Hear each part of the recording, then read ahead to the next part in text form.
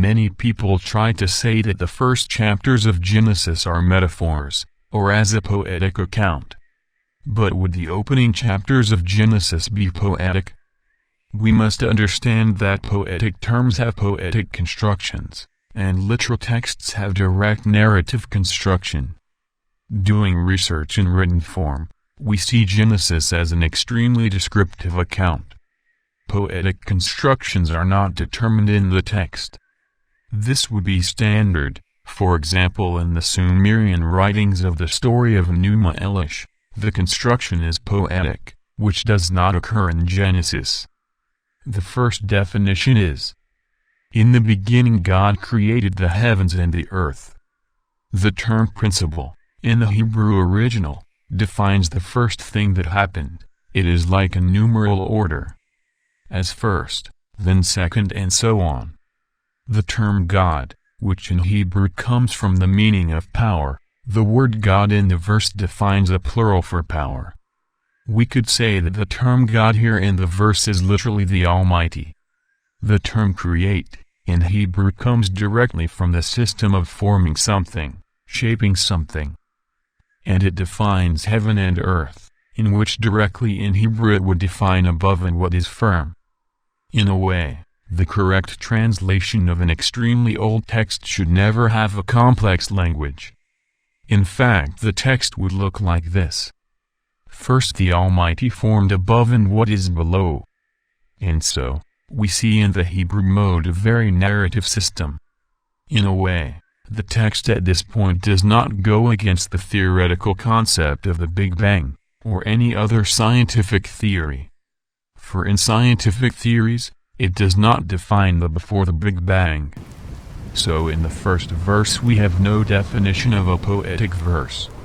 In the second verse we have, "It was the formless and empty land, darkness covered the face of the deep, and the Spirit of God moved over the face of the waters." The first sentence is clearly descriptive, the term Almighty and Spirit remaining, as possible poetry or not. The question is whether the Hebrews regard the Spirit of God as a literal factor. And clearly we have that the Spirit of God in Hebrew culture is defined as a literal and not a poetic concept. In the description of the verse, the earth was formed by water, that is, we could see a planet with water on its surface, like a huge ocean. And that God would be on its surface. The question is, can we accept that the land was really like that? First, verse 1 says that the heavens and the earth were first made, but it does not say how long that first is. One can say first I washed the car. Now, that doesn't say that the car was instantly cleaned. It just says that he washed the car first. The verse in 1 says the same thing, that is, it does not say how long it took to make the heavens and the earth, but it defines that first that was what was done. The question of the land without form will not be talking about a view of space, but a view of the surface. Thus, the land was a great ocean. Planets of a certain size have the capacity to retain gases, and to condense into liquids. Thus, we would normally have a planet with a gas layer, with another liquid layer and another solid one.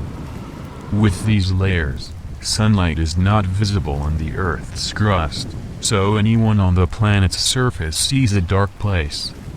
This is the shape of the planet defined in Genesis 1:1.